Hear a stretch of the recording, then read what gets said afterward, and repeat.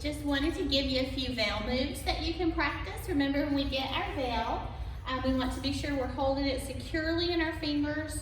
We put it behind us and just double check that it can reach all the way around out in front as far as our arms can stretch where we're holding it, so that we don't lose it as it's going around us just by being too short and getting caught on our hair, our belt, whatever it might get caught on.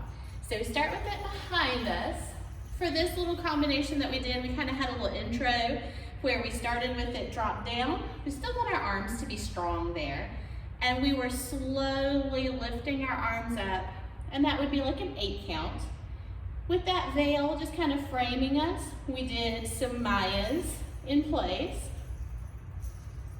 And then our first actual step that we were doing that really utilized that veil was our salsa step.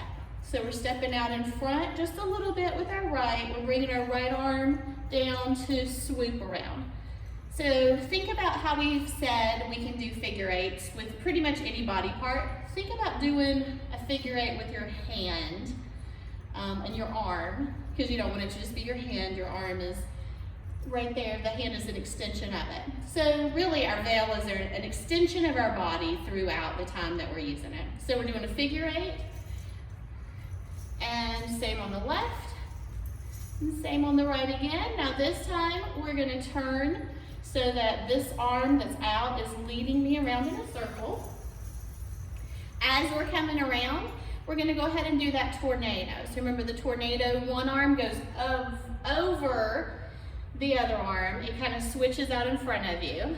And a full tornado would go all the way around. So it would take the back arm across to the front, and then that front arm now becomes the back arm and goes around. But in this case, we just want to get it to the front.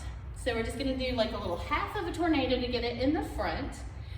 And we're going to go into the matador position. So that is to take one arm, in this case I'm doing the left across the right. I'm kind of shifting weight with it so that I'm really solidly over here, like a bullfighter, a matador.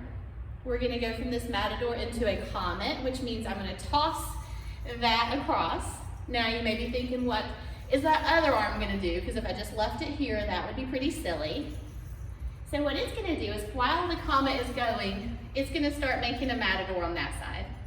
So that arm that was up here has to come down and reposition itself, come through what I just threw, so that it'll be a matador over there. So again, I brought it around in front of me with that half tornado.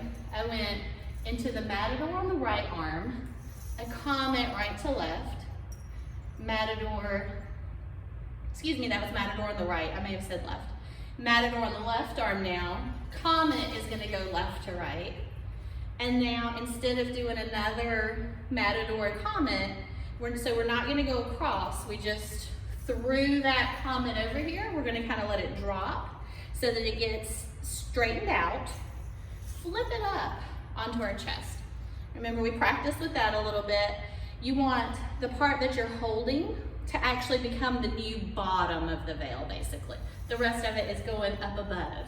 And it's going to get caught on your chin, your hair. It'll get caught everywhere until you kind of get that figured out. And even after you do get it figured out, it'll still probably get caught, because that's what veils do. All right, so we flipped it up. We're going to bring our arms together above us, and we're going to camel forward for 4. I'm going to back up just a little bit so that I don't get right on top of the camera.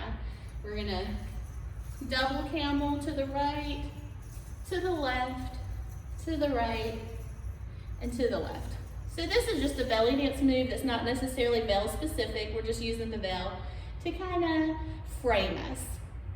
And now we're going to drop the right arm down. So we did have it all twisted up. We're going to let the right arm drop down, and we're going to spin like a helicopter around clockwise, excuse me, that would be clockwise.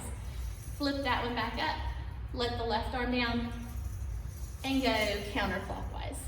And then that is actually it for this little sequence. You can play around with the music after you've done that part, but we thought that was plenty of steps to try to follow along at one time. So let's see what that looks like to some music.